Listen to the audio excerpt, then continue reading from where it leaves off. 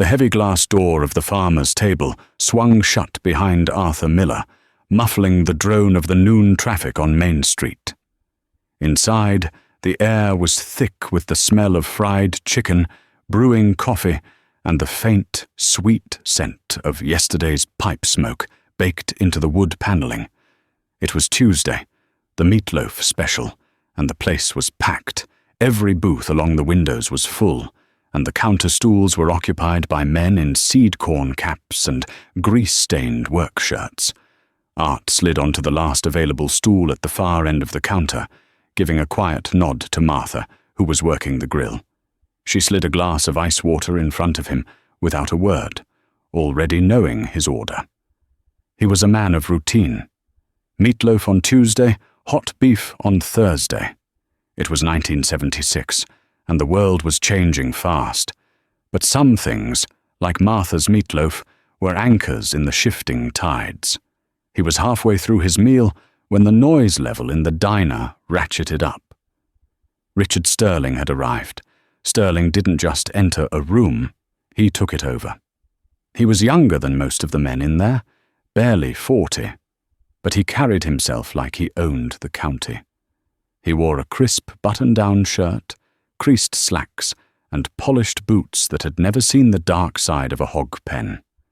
He wasn't just a farmer, he was an agri-businessman, a term he'd coined himself at a Rotary Club meeting. "Boys, boys, make room for progress," Sterling boomed, clapping a few men on the back as he made his way to the large round table in the center of the room, his usual court. The men at the table shifted to make space, a mix of admiration and envy on their faces. Sterling was the talk of the township.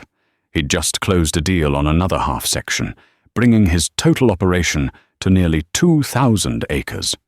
To farm it, he'd bought a brand-new John Deere 8630, a four-wheel drive monster that looked more like a military vehicle than a tractor. Art kept his eyes on his plate, methodically cutting another piece of meatloaf. He had no time for Sterling's grandstanding. He had a hydraulic cylinder on his old 7700 combine that was weeping fluid, and he needed to get back to the shop to repack it before soybean harvest kicked into high gear. "Martha, bring us a round of coffee," Sterling bellowed, though she was only 10 feet away. "And put it on my tab. We're celebrating the future of farming." He surveyed the room, his gaze sweeping over the faces of men who had farmed this land for generations. His eyes landed on Art, alone at the end of the counter. A slow, condescending smile spread across Sterling's face. He saw an opportunity. "Well, well, if it isn't Arthur Miller," he said, his voice loud enough for the entire diner to hear. The chatter died down. Every eye turned first to Sterling, then to Art. "Art, I was just telling the boys here about the new 8630. 16-bottom plow, 30-foot chisel. We'll have my new ground turned over by the weekend. Tell me, what are you pulling these days with that old 4020 of yours? A 4-bottom? Maybe a 5 on a good day, downhill with a tailwind?" A few nervous chuckles rippled through the room. The John Deere 4020 was a legendary tractor, one of the best ever made, and nearly every man in the room had owned or driven one. But that was the point. It was old iron. Art's was a 1968 model, open station, with thousands of hours on the clock. It was a relic compared to Sterling's new fleet of green machines, with their air-conditioned sound guard cabs and stereo systems. Art took a slow sip of his water. He didn't turn around. "It gets the job done, Rich." His calm, quiet response seemed to fuel Sterling's fire. "Gets the job done. Art, this is 1976. We've got men on the moon. We're not plowing with mules anymore. Efficiency, that's the name of the game. You're sitting on 320 acres of prime black dirt, some of the best land in the state, and you're trying to farm it with a museum piece. You're not a farmer, you're a historian." More laughter this time, louder and more confident. Sterling was on a roll. He stood up, gesturing with his coffee cup toward Art. "Look at him, boys. He's probably still got that old Farmall M his daddy bought after the war. Probably changes the oil in his pickup himself. Pinches every penny until Lincoln screams for mercy. I'm telling you, this kind of thinking is what holds us back. The bank is begging to give us money. Land prices are only going one way, up. Grain prices are sky high. You use their money, you expand, you get bigger, you get more efficient. It's the American way." He looked directly at Art's back. "Or you can sit on your hands, patch your old iron together with baling wire, and get left in the dust. You're not just hurting yourself, Art. You're hurting the whole community. You're letting that good land go to waste, not reaching its full potential." Art finally set his fork down. He turned slowly on his stool, his movements deliberate, his face unreadable. His eyes, the color of a faded summer sky, met Sterling's. They were calm, steady, and held a depth of experience that made Sterling's bravado look shallow and cheap.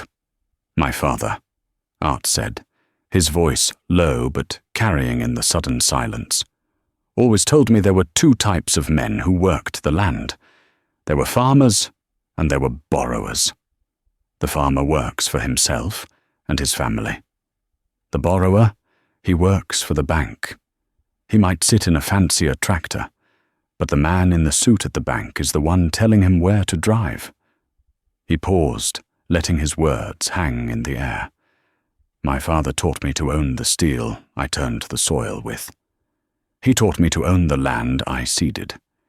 He said a man who owes nothing to anyone is the richest man in the county, even if he doesn't have 2 nickels to rub together in his pocket." The diner was dead quiet. You could hear the hum of the Coca-Cola cooler.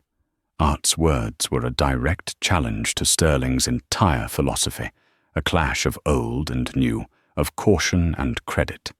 It was a question that every man in that room had wrestled with in the quiet hours of the night.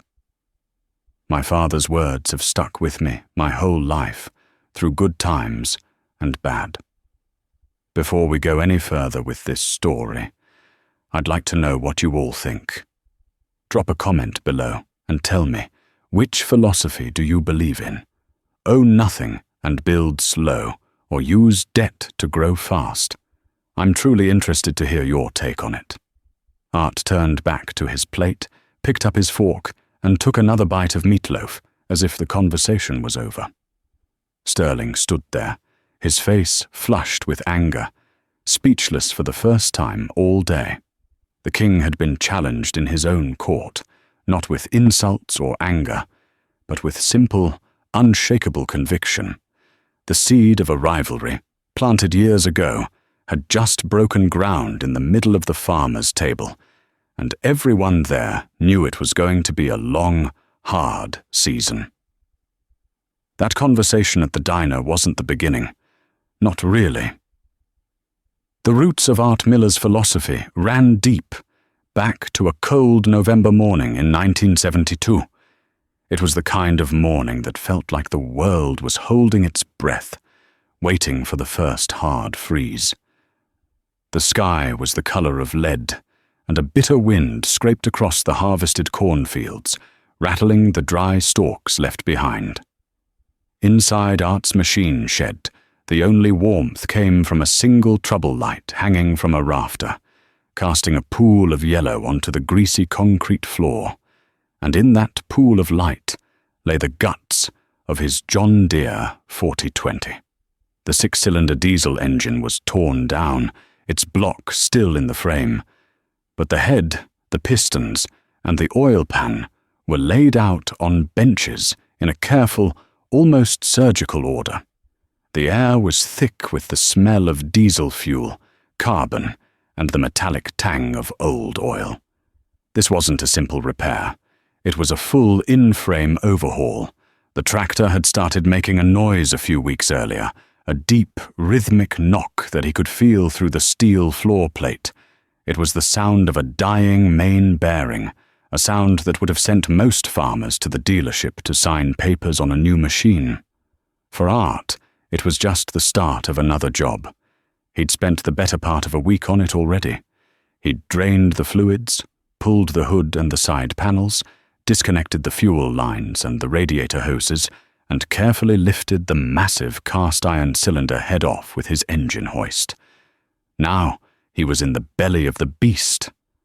Lying on his back on a creeper, he was meticulously cleaning the gasket surfaces on the bottom of the block, the light from his headlamp glinting off the polished crankshaft above him.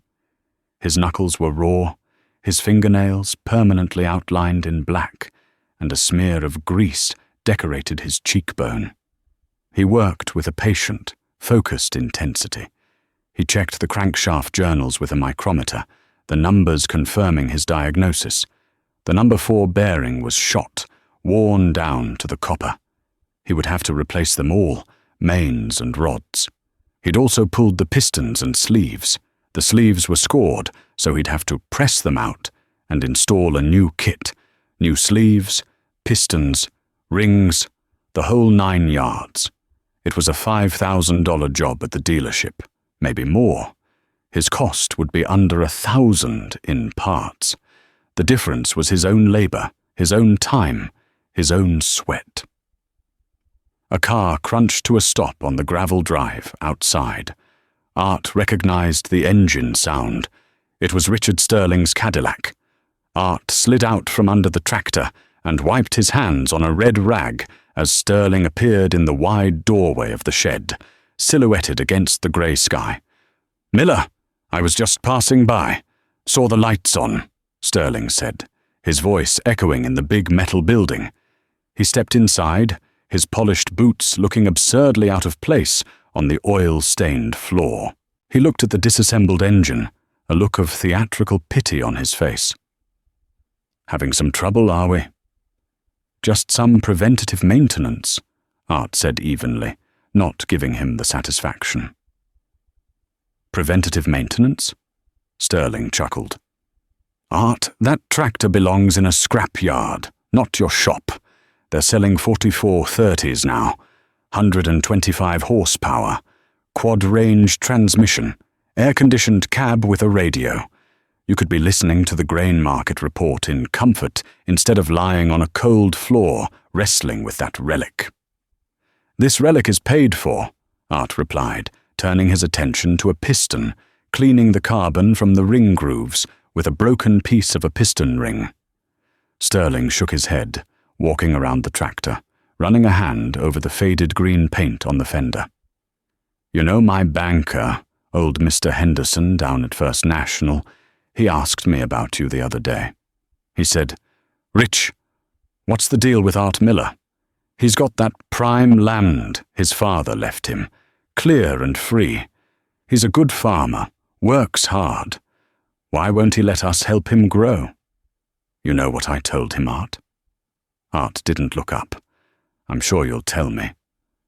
"I told him you're scared. Your father scratched and saved his whole life, and you learned the wrong lesson from it. He taught you how to survive, but he never taught you how to win. The game's changed. You can't win by saving. You win by borrowing, by leveraging. That's how you build an empire." "I'm not trying to build an empire, Rich. I'm trying to run a farm." "It's the same thing," Sterling insisted, his voice rising. "You could have another 1,000 acres right now. You could have a new combine, a new planter. Instead, you're in here, wasting weeks of your time doing a job you could pay a mechanic to do in 3 days. Your time is worth more than that." "My time is my own," Art said, finally looking up. "When I'm done with this, I'll have an engine that's good as new, and I'll owe no man for it. When your new 4430 breaks down, and it will, they all do, you'll call the dealer. They'll send out a kid in a service truck who will plug in a computer and charge you $100 an hour to tell you what's wrong. Then they'll sell you a $500 part and charge you another $500 to install it. And all that time, the interest on your loan will keep ticking. Every hour your machine is down, You're not just losing time, you're losing the bank's money." Sterling just laughed, a short, sharp bark. "You just don't get it, do you, Miller? You live in the past. Enjoy your greasy hands. I've got a meeting with my accountant to discuss depreciation schedules." He turned and walked out, his footsteps crunching on the gravel as he drove away. Art stood there for a long moment, the silence of the shed pressing in on him. He wasn't scared, not like Sterling thought. He was careful.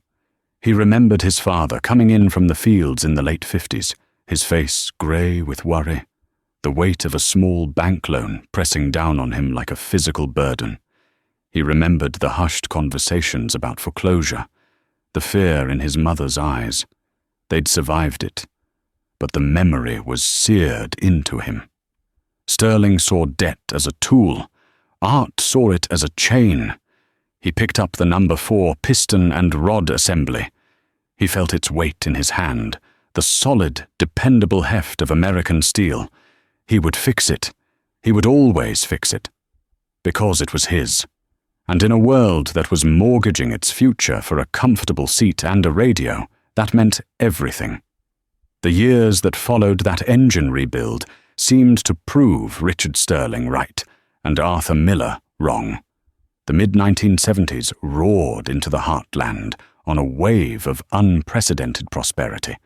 The Russians, facing their own crop failures, entered the American grain market in a massive way. The deal, which came to be known as the Great Grain Robbery, sent commodity prices into the stratosphere. Corn that had been $2 a bushel was suddenly $3, then $3.50. Soybeans flirted with $10. The government, led by Secretary of Agriculture Earl Butts, told farmers to plant fence-a-row to fence-a-row. And they did. For men like Richard Sterling, it was like striking oil. The soaring value of his crops and his land gave him immense power at the bank. He became the golden boy of First National. His line of credit, once a modest figure, ballooned into the hundreds of thousands, then over $1 million. He was the embodiment of the new farming paradigm, aggressive expansion fueled by easy credit. He bought the 80-acre plot from the widow Hanson, paying nearly double what it was worth, just to straighten out a property line. When Old Man Hemlock's 240 acres went up for auction, Sterling outbid everyone, including a consortium of his own neighbors, his voice booming with confidence as the price climbed into unheard-of territory. He tore down the old farmhouse and barns, bulldozed the windbreaks, and turned it all into one vast, efficient field of corn. His machinery lineup became a rolling John Deere catalogue. A new 7700 combine replaced his already newish 6600. It was a beast, with an 8-row corn head and a 20-foot grain table. He bought a second 4630 tractor, so they could run a disc and a field cultivator at the same time in the spring. He erected a massive new grain leg and a series of blue harvestor silos that towered over the landscape, monuments to his success and his debt. His name was on the sign at the Little League field. His wife drove a new Lincoln Continental. He was no longer just an agribusinessman. He was an icon, a local hero who proved that fortune favored the bold. The talk at the coffee shop was all about Sterling's latest conquest, his newest piece of equipment. The men who had once farmed with caution now spoke of leverage and cash flow. The banker, Mr. Henderson, became the most popular man in town, handing out loans with a smile and a slap on the back. Inflation was running hot, but that was a good thing, they all said. It devalued your debt. You were paying back today's loans with tomorrow's cheaper dollars. It was a can't-lose proposition. Through all of this, Art Miller just kept farming. The high-grain prices were good to him, too. For 3 consecutive years, he made more money than his father had made in a decade. The first year, he took the profits and paid off the last remaining note on the original 160-acre homestead his grandfather had bought. He drove to the courthouse himself to see the lien removed from the deed, the satisfaction he felt more profound than any new tractor could provide. The next 2 years the profits were even bigger. But Art didn't change a thing. He still drove his old Ford pickup. He still ran the 4020 and the 7700 combine he'd bought used years ago. He kept his fields immaculate, his yields consistently in the top 10% of the county, but he didn't expand. He didn't buy more land. He didn't buy new iron. Instead, he took the cash, actual greenbacks, and put it away. Some went into conservative savings bonds. Some went into a savings account at the bank, an account that Mr. Henderson looked at with a mixture of pity and confusion every time Art made a deposit. And a significant portion, bundled in thick stacks, went into a heavy steel ammo can that he kept hidden beneath a loose floorboard in the back of his machine shed. His neighbors thought he was crazy. "Can you imagine?" they'd say over coffee at the farmer's table. "Art sitting on a pile of cash, and it's probably losing 10% a year to inflation. He could buy that quarter section north of him, use the cash as a down payment, and triple his money in 5 years. Sterling himself was less charitable. He'd see Art out in the field, eating dust on his open station 40-20, while he flew by in his air-conditioned cab, the stereo blasting. He'd shake his head and tell his passengers, "There's a man who's afraid of his own shadow, too scared to take a risk, too dumb to see the opportunity right in front of him. He'll die on that same 320 acres, a small man with small dreams." The community's perception of Art shifted. He was no longer seen as a respected, hard-working farmer. He was an eccentric, a relic, a man who didn't understand the modern world. He was the old fool who was letting the parade pass him by.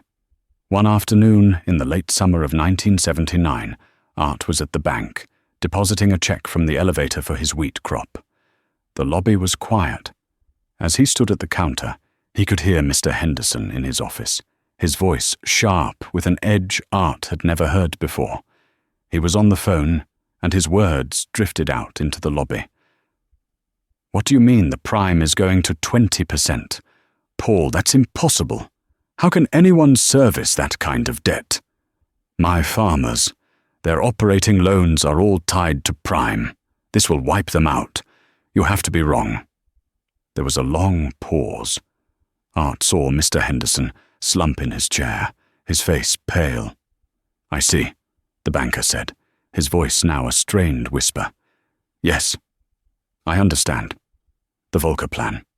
God help us all." Art finished his transaction, the teller barely noticing him.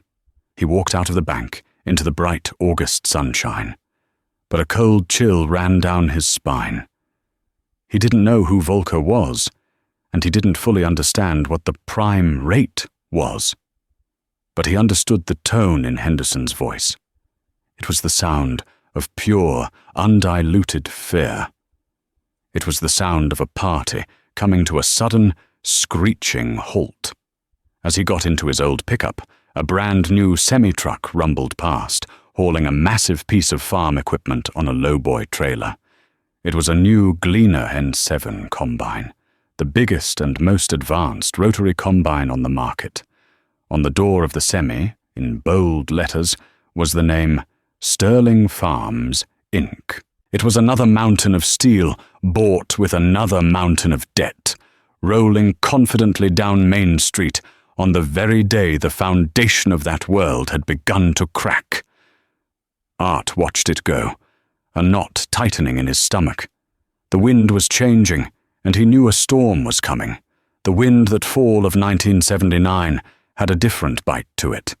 It wasn't just the promise of winter. It was something colder, something that settled deep in the bones. The news from the bank spread through the county like a blight.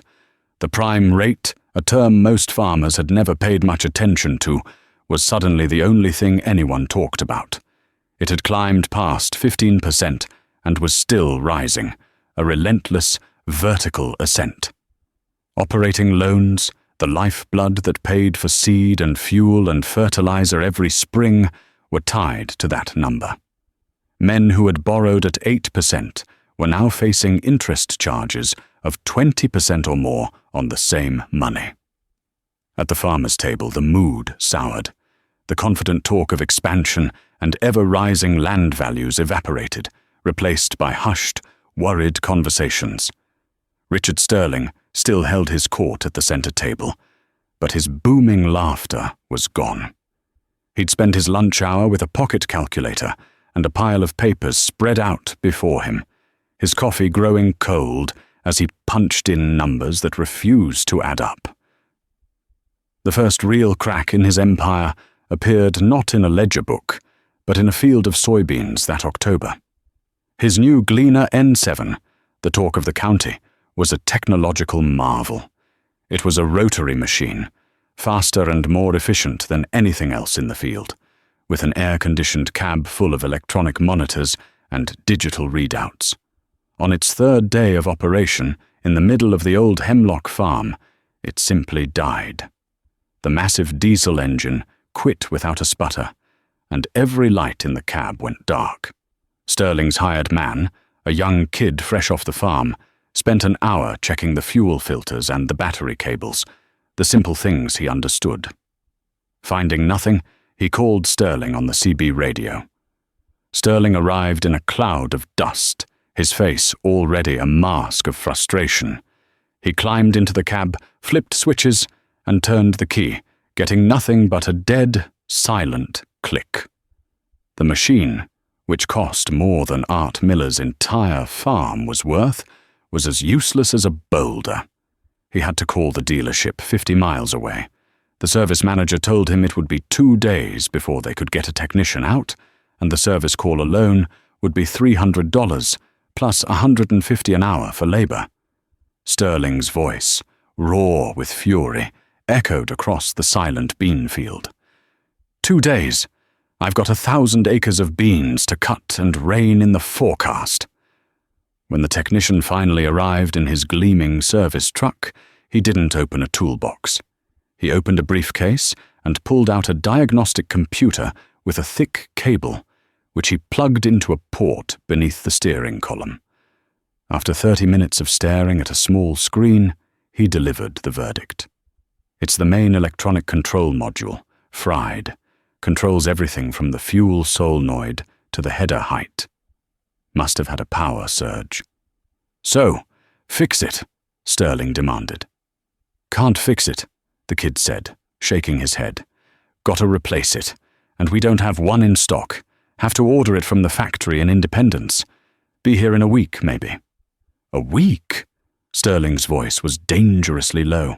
And the part, the technician added, flipping through a price book, is going to be $4,200 before labor. For a full week, the giant orange combine sat idle in the field, a monument to the fragility of progress, while the autumn rains came and went, threatening the quality of the unharvested crop. Sterling was forced to hire a custom cutter at a premium price to finish the field, paying cash he desperately needed for his interest payments. Art, working in the adjacent field, watched the whole drama unfold. His own 7700 combine, a simple mechanical machine he knew inside and out, broke down twice that week. The first time, a drive belt for the straw chopper shredded. He had a spare in his toolbox and replaced it in 20 minutes. The second time, a bearing went out on the grain elevator chain. He heard the telltale squeal, shut the machine down immediately, and drove his pickup back to his shed. He found the part number in his old operator's manual, pulled a new bearing from his own well-stocked parts bin, pressed it on with his bench vise, and was back in the field in under 2 hours. The total cost was $17.50 for a bearing he'd bought 5 years earlier. He finished his soybeans 3 days before Sterling's new part even arrived. That winter, the drought began. It started subtly, with a dry fall and a snowless winter. By the spring of 1980, The ground was hard and cracked.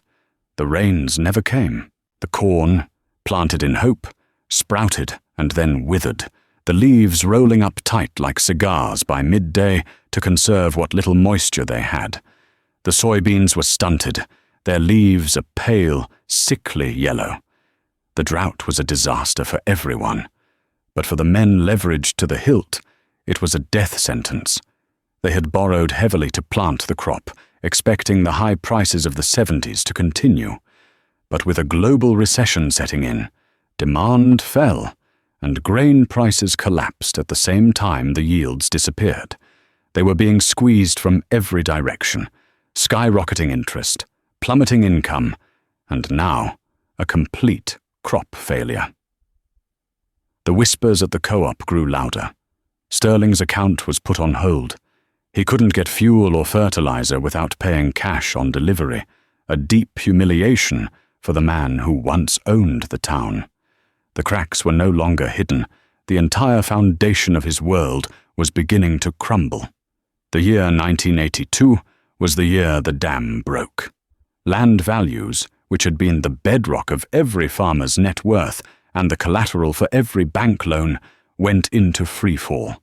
Prime farmland that had been selling for $4,000 an acre in 1979 was now struggling to fetch $1,500. For men like Sterling, who had borrowed against 80% of their land's inflated value, it was catastrophic. Overnight, their equity was gone. They were upside down, owing the bank more than their entire operation was worth. The banks, once friendly partners in prosperity, turned into ruthless collectors. They were under pressure themselves, with federal examiners scrutinizing their loan portfolios. Old Mr. Henderson at First National was forced into early retirement, his gentle, handshake deal approach to banking deemed reckless. He was replaced by a team of grim-faced men in dark suits from the regional office in Des Moines. Their job wasn't to help farmers, it was to liquidate assets and recover the bank's money. The notices started appearing in the county newspaper, tucked away in the legal section. Sheriff's sales, foreclosure auctions, names that had been part of the community for 100 years were now listed in cold, black print. The Hemlock Farm, which Sterling had bought with such bravado, was the first of his properties to go on the block. Then the Hanson place. The bank was dismembering his empire, piece by piece. The final gut-wrenching day came in March of 1983. A farm auction was scheduled at Sterling's home place. It wasn't just land this time. It was everything. His entire line of equipment, his tools, his trucks, the very symbols of his success, were to be sold to the highest bidder. The day was cold and grey, a perfect match for the mood. A huge crowd gathered, not out of spite, but out of a morbid sense of solidarity. They were there to witness the public execution of a dream that many of them had shared. They walked through Sterling's massive machine shed, their boots echoing on the concrete floor. The gleaming John Deere tractors, the 8630, the 4630s, sat in a silent green row, auction numbers taped to their hoods. The Gleaner N7 combine, with its barely used grain head, looked like a sleeping giant. Art was there, standing near the back of the crowd, his hands in his pockets. He wasn't there to gloat. He felt a profound sadness. Sterling's flaw wasn't that he was a bad farmer. He was a good farmer. His flaw was hubris. He had mistaken a temporary boom for a permanent reality and had bet everything on it. Richard Sterling stood on the porch of his house, watching the auctioneer's truck pull up. He was a ghost of the man who had commanded the diner. His shoulders were slumped, his face was gaunt, and his eyes were hollow. He looked 10 years older. His wife stood beside him, her hand on his arm, her face streaked with tears. The auctioneer, a fast-talking man with a practiced, emotionless cadence, started with the small items: wrenches, socket sets, air compressors. Then he moved to the bigger pieces. The prices were heartbreaking. A 5-year-old tractor, bought for $80,000, sold for $20.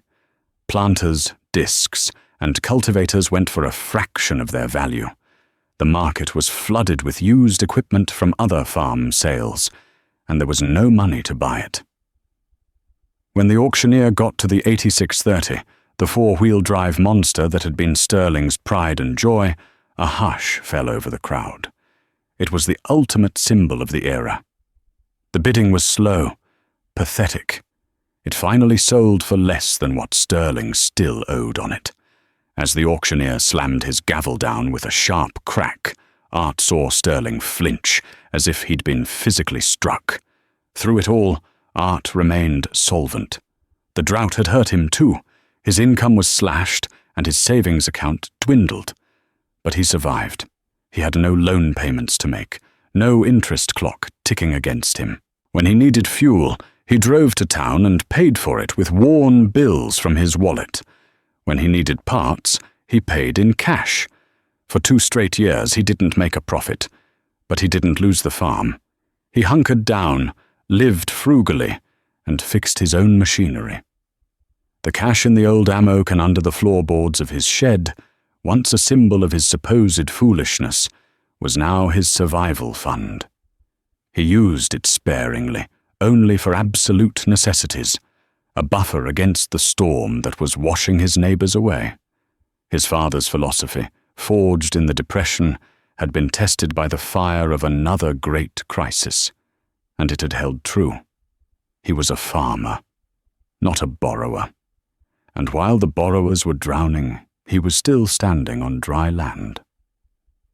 By the spring of 1986, a fragile quiet had settled over the heartland.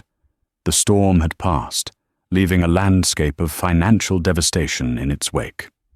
For sale signs dotted the county roads, and more than a few farmhouses stood empty, their windows like vacant eyes. The farmer's table was quieter now. Some of the regulars were gone for good, moved to the city to find work, or retired in defeat. The conversations were more subdued, the laughter less frequent. The swagger of the 70s was a distant, painful memory. One Tuesday afternoon, Art sat at his usual spot at the end of the counter, slowly eating a plate of meatloaf. The diner was mostly empty, just a few old-timers nursing cups of coffee, and Martha wiping down the grill. The bell over the door jingled, and Richard Sterling walked in. He was a different man. The expensive clothes were gone, replaced by a faded flannel shirt and worn jeans. He moved without his old commanding presence, almost as if he were trying not to be noticed. He took a seat in a booth by the window, his back to the room. Martha poured him a coffee without a word. He just sat there, staring into the cup, the weight of his collapsed world pressing down on his shoulders. After losing everything, he'd managed to hold on to his house and the original 80 acres his grandfather had homesteaded, but only because the bank considered it a poor asset. He was trying to farm it with a worn-out Alice Chalmers tractor he'd bought for scrap value, a shadow of his former self. Art finished his meal and walked to the cash register.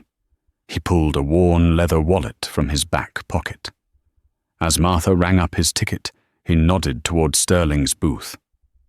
"Put his on my tab as well, Martha," he said quietly. He then looked around the room at the 2 other farmers sitting at the counter, both of whom he knew had been struggling mightily. And theirs, too. Martha looked at him, surprised. Art just gave her a small, reassuring nod. He laid a $50 bill on the counter, more than enough to cover everyone. "Keep the change," he said. He didn't make a show of it. He didn't say a word to the other men. He simply turned and walked out, the bell over the door jingling his departure. Sterling looked up, startled by the gesture. He saw the $50 bill on the counter and understood. His face, etched with lines of failure and shame, seemed to soften for a moment. A flicker of something, gratitude, surprise, regret, passed through his eyes. In that quiet, anonymous act, there was no gloating. No, I told you so. There was only a simple, profound gesture of grace. It was a vindication more powerful than any words could ever be. A few weeks later, Art drove his pickup down Sterling's long, neglected driveway. He found him in the old barn, trying to weld a cracked loader bucket with an ancient stick welder that sputtered and popped erratically. Sterling shut off the welder as Art approached, his expression wary, guarded. "Rich," Art said, getting right to the point. "I was at the bank. I bought the old Hemlock place." Sterling's face tightened. It was the farm he had cleared, the one that represented the peak of his ambition. He said nothing, just braced himself for the blow he assumed was coming. "It's good land," Art continued, "but it's too much for one man to handle right, especially with the ground I've already got. I was wondering if you'd be interested in renting the North 80 from me. Crop share. Standard terms, 60-40. Sterling stared at him, dumbfounded. He had expected Art to plough it under, to erase the last trace of his presence. He had not expected an offer of help, a lifeline. "Why?" he finally managed to ask, his voice raspy. "Because you know that ground better than anyone," Art said simply. "And because this community has lost enough good farmers. We need to keep the ones we have left." He paused, then added, "And your boy, David. He's about 16 now, isn't he? He'll need to learn how to farm from someone. He should learn from his father." The mention of his son seemed to break through the wall of pride and shame Sterling had built around himself. His eyes welled up. For a long moment, he couldn't speak. He just nodded, a single sharp dip of his head. It was an acceptance of the offer, but it was also an acknowledgement of a debt that could never be repaid with money. It was the beginning of a long, slow healing process. The years rolled on. The farm economy gradually recovered, but it was a changed world. The lessons of the 80s had been seared into the consciousness of a generation. Caution replaced ambition. Solvency became more important than size. And Art Miller, once the town eccentric, was now regarded as a sage. Young farmers, just starting out, would stop by his machine shed, not to talk about the markets, but to ask how to rebuild a transmission or how to tell when it was time to replace a bearing. He never preached, he just showed them, sharing the knowledge he'd accumulated over a lifetime of patient work. He and Sterling found a new kind of relationship. It wasn't a close friendship, but a bond of mutual respect forged in the crucible of the crisis. They became neighbors in the truest sense of the word, helping each other during harvest, borrowing tools, sharing advice. Sterling, humbled and hard-working, slowly rebuilt a small, sustainable farm, teaching his son the hard-won lessons of his failure. One crisp fall afternoon, years later, Art was in his shed, his hair now mostly grey, his hands permanently stained with the grease of decades. His grandson, a boy of 12 with bright, curious eyes, stood beside him. They were working on the old 40-20, repacking a leaking hydraulic cylinder on the 3-point hitch. "Grandpa," the boy asked, handing him a wrench, "why don't we have a new tractor? Like the ones down the road? They have computers in them." Art stopped what he was doing and looked at the boy. He wiped his hands on a red rag, the same simple motion he'd made 1,000 times before. He put his hand on the tractor's faded green fender, the steel warm from the afternoon sun. "Because this one is ours," he said, his voice gentle but firm. "We don't owe a penny on it. Your great-grandfather taught my father, and my father taught me, that there are two kinds of men who work the land. There are farmers, and there are borrowers. The borrower, he works for the bank. He may sit in a fancier tractor, but he's not really the one driving. He looked his grandson straight in the eye, passing the wisdom down through the generations, a legacy more valuable than any parcel of land or piece of equipment. "Always remember this," he said, his voice imbued with a lifetime of conviction. "Own the steel you turn the soil with. Own the land you seed. A man who owes nothing to anyone is the richest man in the county, even if he doesn't have 2 nickels to rub together in his pocket."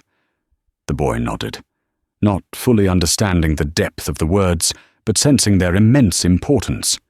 He looked at the old tractor, not as a relic, but as a symbol of strength, of independence, of a quiet and profound victory that had been won not in a single glorious moment, but over a lifetime of hard work, careful choices, and unwavering principle. The sun cast long shadows across the floor of the machine shed, and the cycle continued.